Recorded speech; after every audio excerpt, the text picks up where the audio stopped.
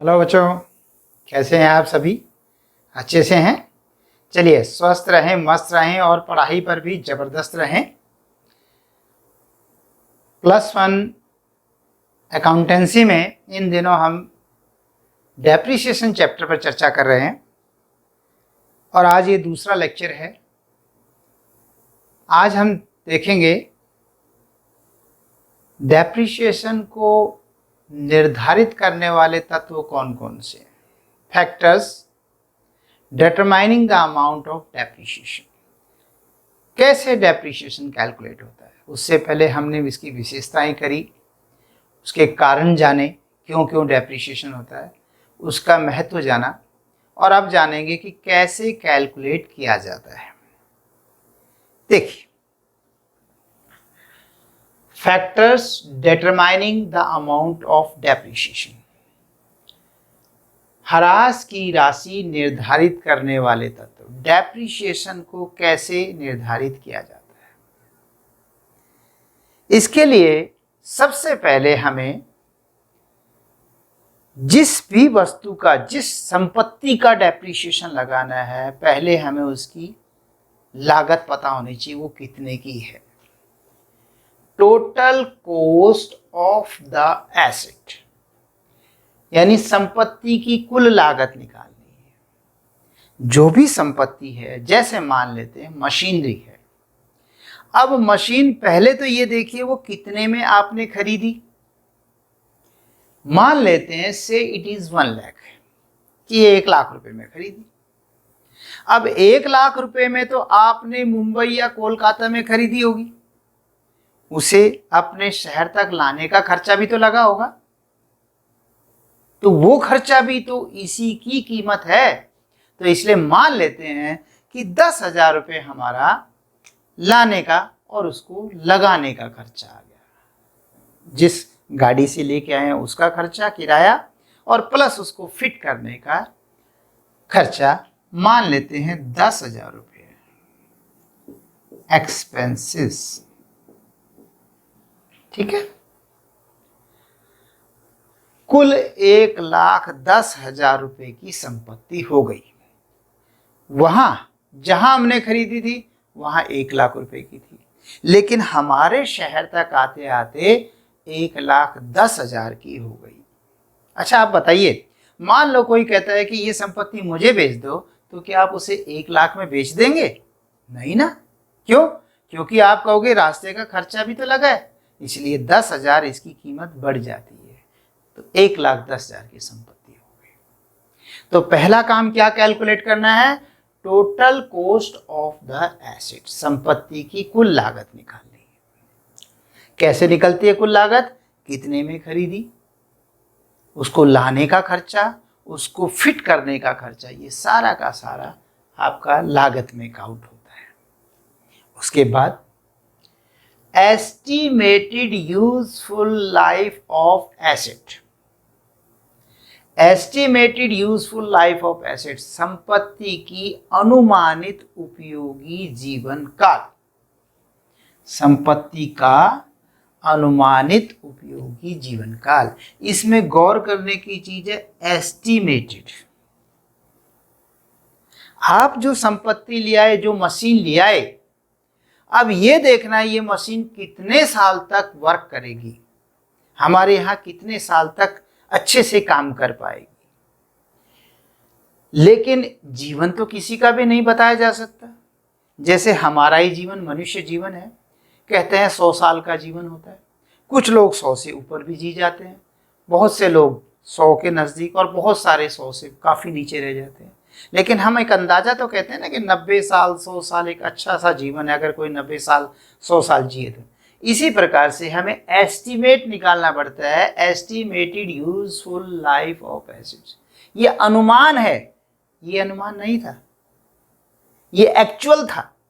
कितना खर्चा हुआ ये एक्चुअल है, और ये अनुमान है कि उसका जीवन काल कितना होगा। मान लेते हैं से इट इज 10 ईयर्स, मान लो ये 10 साल जीवन रहेगा।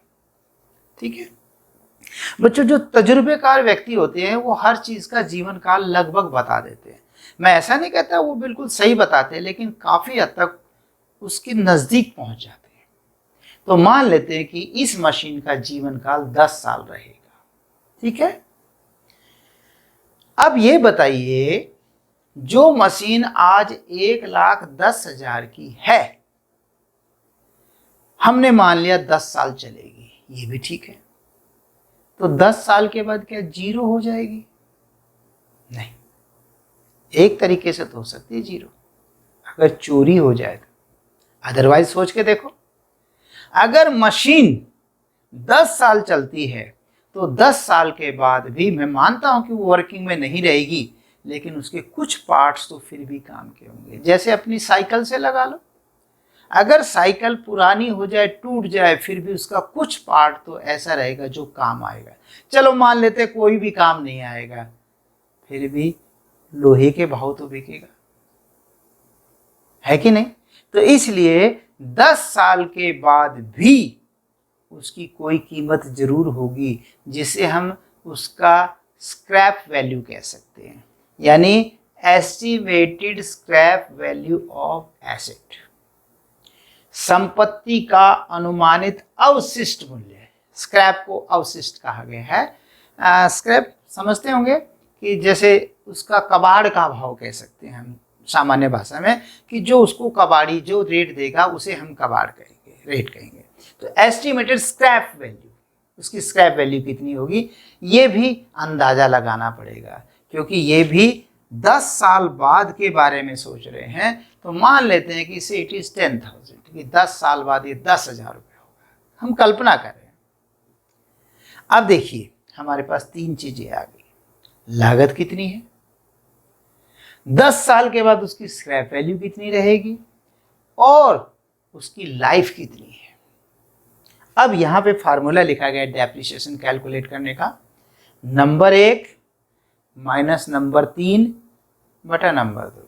मतलब number 1 total cost of asset लिख लो, टोटल कॉस्ट ऑफ एसेट्स, उसमें से जितना वापस मिलने की संभावना है 10 साल बाद, तो minus estimated scrap value of assets घटा दो। जैसे कि चलो यहाँ पे कर दो, थोड़ा सा जगह कम है। कितनी कीमत है, 1,10,000 है, माइनस 10 साल के बाद एस्टिमेटेड स्क्रैप वैल्यू कितनी होगी, 10,000 रुपये।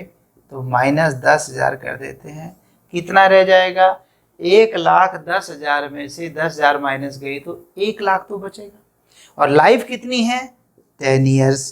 तो ऐसा करने से अगर हम हिसाब लगाएं तो 1,00,000 में 10 से काटेंगे तो 10,000 पर एनम, और ये है डेप्रिसिएशन।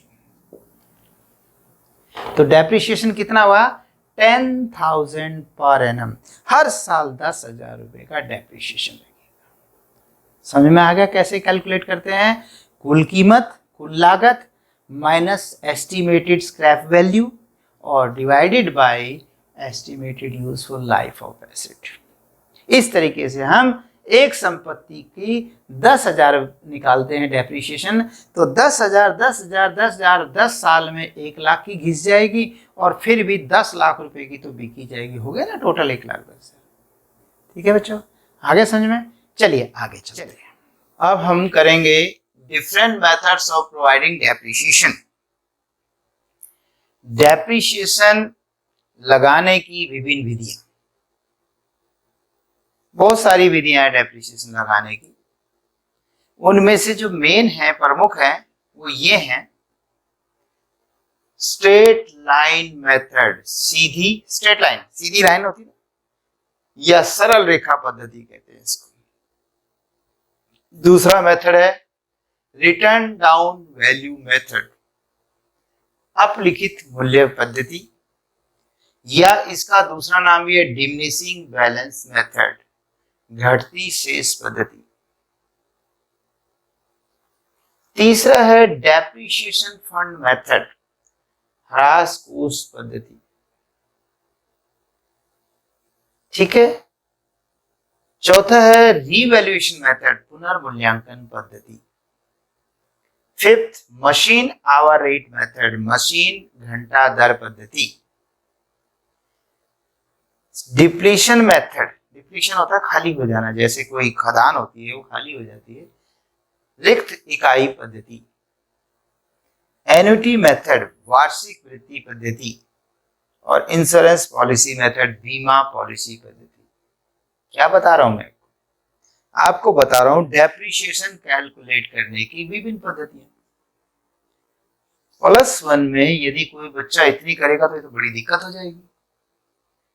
घबराइए मत, ये सिर्फ आपको बताया है कि इतने तरीके से डेप्रिसिएशन निकाल सकते हैं, ये मेन तरीके हैं।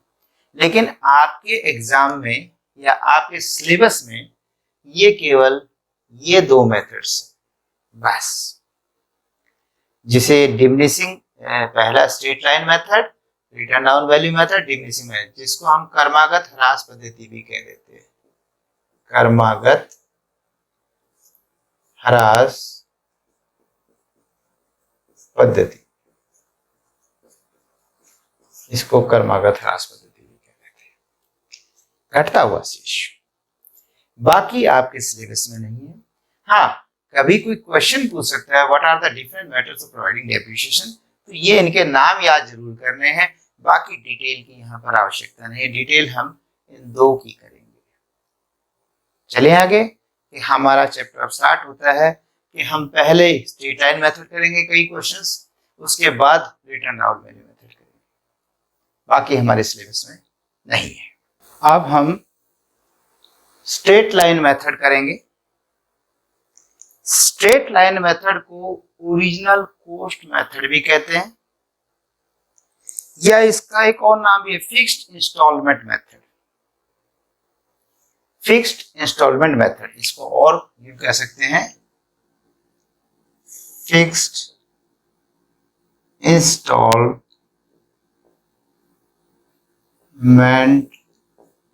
मेथड, स्थायी किस्त पद्धति। ठीक है, ये लीजिए, अथवा स्थायी किस्त पद्धति, कई नाम होते हैं ना, किसी के घर पे नाम छोटू और कुछ, और स्कूल में कुछ, है ना। चलिए, बहुत आसान है, वैसे नाम कई है लेकिन बहुत आसान है। थोड़ी देर पहले हमने किया था 1,10,000 रुपये माइनस 10,000 रुपये डिवाइडेड बाय इसकी लाइफ से, और 10,000 रुपये पर एनम हमारा डेप्रिसिएशन आ गया था।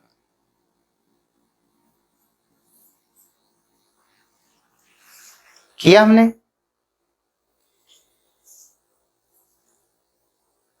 हर साल 10,000 रुपये डेप्रिसिएशन, यानी कोई संपत्ति 1 लाख की है, पहले साल 10 कम हो गई, 90 बच गई, अगले साल 10 कम हो गई, 80 बच गई, ऐसे करते करते करते करते 10 साल बाद स्क्रैप वैल्यू बचेगी 10,000, और 10 में बेच दोगे। ठीक है, तो क्या देखा, अब हम इसके अंदर करेंगे merits of original cost method या डिमिनिशिंग स्ट्रेट लाइन मेथड या फिक्स्ड इंस्टॉलमेंट मेथड। क्या इसकी खूबियां हैं? इसकी खूबियां है सिंपल एंड इजी, बहुत आसान है, सरल है। कैलकुलेट करना, क्या करना है, उसकी टोटल कॉस्ट निकाल लीजिए, उसमें से स्क्रैप वैल्यू जो एस्टिमेटेड वर्ड जरूर लिखना है। अगर किसी बच्चे ने एस्टिमेटेड नहीं लिखा तो उसके मार्क्स कट जाएंगे, क्योंकि ये तो 10 साल बाद का हम अंदाजा लगा रहे हैं। इसी तरह इसके नीचे भी एस्टिमेटेड यूजफुल लाइफ लिखना है, एस्टिमेटेड नॉट यूजफुल लाइफ। इन दोनों में एस्टिमेटेड, और ये एस्टिमेटेड नहीं है, ये तो ओरिजिनल है। तो क्या करेंगे कि पहला है सिंपल एंड इजी, बहुत सरल और आसान है, इसकी खूबी है सिंपल है। और इससे सिंपल क्या हो सकता है बच्चे? जो हमने 8 मेथड अभी कराए थे, बता रहे थे जिनके नाम, उनमें सबसे आसान यही है। Number 2, equal burden of depreciation. Depreciation का बर्डन हर साल पे बराबर पड़ रहा है। पहले साल डेप्रिसिएशन 10, अगले साल 10, अगले साल 10, अगले साल 10, अगले साल 10, हर वर्ष पर बराबर डेप्रिसिएशन का बोझ पड़ रहा है। तीसरा, asset can be completely return of, संपत्ति का पूर्णतया अपलेखन हो सकता है, होता है। कैसे अपलेखन? खत्म। अपलेखन का मतलब होता है खत्म हो जाती है। जो संपत्ति 1 लाख की थी, फिर एक साल बाद कितने की बची? 90 की, फिर अगले साल 80 की, फिर 70, 60, 40, 50, 40, 30 करते करते करते या तो जीरो हो जाएगी या उसकी स्क्रैप होगी। अगर स्क्रैप है तो स्क्रैप होगी, है ना, तो जीरो ही समझिए। तो कहते हैं संपत्ति का पूर्णतया अपलेखन, अपलेखन होता है समाप्त कर देना, रिटर्न ऑफ होता है इसे। रिटर्न ऑफ माने समाप्त कर देना, ठीक है। तो रिटर्न ऑफ समाप्त करना होता है। तो समाप्त कैसे होती है? कि पूरी की पूरी समाप्त होती है। इसका मतलब हम जो अगला मेथड करेंगे जिसका नाम रिटर्न डाउन वैल्यू मेथड है, ठीक है, तो उस मेथड में जीरो वैल्यू नहीं होती, जबकि इसमें जीरो हो जाती है। अभी से हम उसके बारे में थोड़ा सा तैयारी कर लेते हैं। Knowledge of original cost and up to date depreciation, मूल लागत और आज के ह्रास का ज्ञान। मूल लागत, इसमें आपको ओरिजिनल कॉस्ट भी पता है कितने की खरीदी, और अप टू डेट डेप्रिसिएशन, और original cost and up to date, और बराबर उस पर डेप्रिसिएशन लगता रहता है और आज की वैल्यू पता चल जाती है कितनी। ओरिजिनल भी पता है और ये भी पता है कि आज की वैल्यू कितनी है, ठीक है, ओके। हाँ बच्चों, अब हम इसकी डीमेरिट्स करते हैं, इसकी कमियां करते हैं। ये थोड़ा सा अभी समझ में आने में थोड़ी दिक्कत आ सकती है, मैं मानता हूँ। कारण क्या है कि हमने अभी न्यूमेरिकल क्वेश्चंस भी नहीं करे और अभी फाइनल अकाउंट्स भी नहीं हुए। तो उन दोनों को करने के बाद आपको ये जो कमियां अभी रहेंगी वो सारी पूरी हो जाएंगी। थोड़ा समय का इंतजार कीजिए, समय इन सारी समस्याओं का समाधान कर देगा। पहला है, ये डीमेरिट्स है।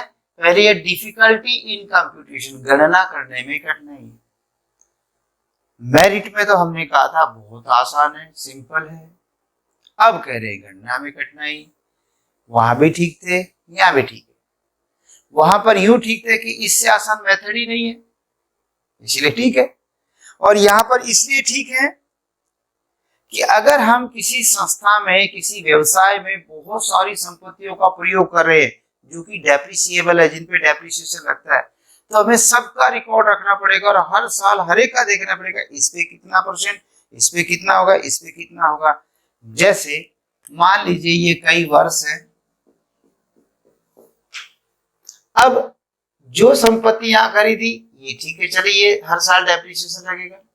जो संपत्ति कहीं बीच में खरीदी गई उसका हिसाब अलग बनाना पड़ेगा, जो यहाँ खरीदी उसका अलग बनाना पड़ेगा, और आपको यहाँ पे खरीदी गई उसका अलग बनाना पड़ेगा। तो मतलब सारी संपत्तियों का आपको अलग अलग हिसाब किताब कैलकुलेट करना पड़ेगा। तो हो गया ना कठिन? था तो आसान, लेकिन अगर ज्यादा संपत्ति है तो कठिन हो जाता है।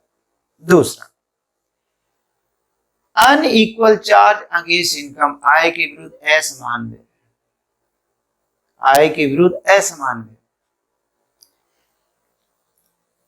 देखिए इस मेथड में डेप्रिसिएशन जो लगता है ऐसे लगता है बराबर, यानी 10,000 ये डेप्रिसिएशन, ये है डेप्रिसिएशन। डेप लिख रहा हूं मैं, समझ लीजिएगा डेप। और ऊपर लिख रहा हूं मैं रिपेयरिंग, ये रिपेयरिंग है।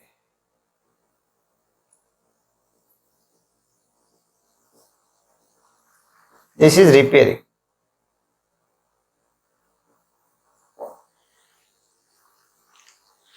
डेप्रिसिएशन हर साल 10 है, ठीक।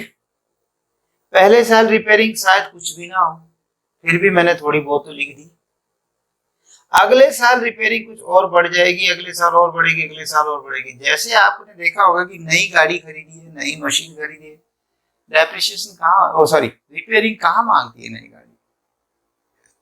लेकिन जैसे जैसे गाड़ी पुरानी होती जाएगी रिपेयरिंग बढ़ती जाएगी, मानते हो? और हम डेप्रिसिएशन भी इतना बराबर लगा रहे हैं, रिपेयरिंग भी बढ़ती जा रही है। तो गौर करो, मान लो मैं इनकम मान लेता हूं कि समान हो रहा है, मान लेता हूं इनकम मेरी समान हो रही है, इस साल जितनी है अगले साल उतनी, अगले साल उतनी, अगले साल उतनी। और इस पे देखिए खर्चा, देखिए पहले साल इतना ही बढ़ता जा रहा है, आखिरी के वर्षों में तो बढ़ ही बहुत गया। क्यों बढ़ गया? डेप्रिसिएशन की वजह से बढ़ा? नहीं, डेप्रिसिएशन तो उतना था लेकिन रिपेयरिंग ने बढ़ा दिया। तो क्या आप रिपेयरिंग रोक सकते हो? यही तो बात है कि रिपेयरिंग नहीं रुकती। डेप्रिसिएशन हमने बराबर लगा दिया, रिपेयरिंग और ज्यादा हो गई, ये दोनों खर्चे मिलाकर बहुत ज्यादा बर्डन हो गए। तो आपके प्रॉफिट पे तो ज्यादा असर पड़ गया, पड़ा कि नहीं? जितना प्रॉफिट उस हिसाब से तो आपके खर्चे बहुत ज्यादा हो गए इसके। तो ये मेथड की कमी है। तो क्या करें फिर? देखिए ना, क्या करें? तो इसका इलाज ये था, ये तो मैं जानता हूं कि रिपेयरिंग को रोक नहीं सकते, रिपेयरिंग बढ़ती जाए। लेकिन अगर हमारा ऐसा चार्ट होता जिसमें ये डेप्रिसिएशन नीचे का,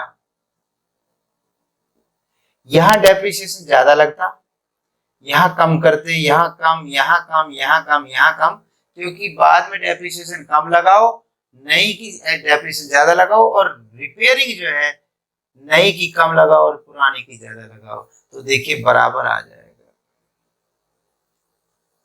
इतना ही है। ऐसे करके अगर ऐसा होता तो ये कमी दूर हो जाती। तो कमी है इसके अंदर, आय के विरुद्ध असमान व्यय।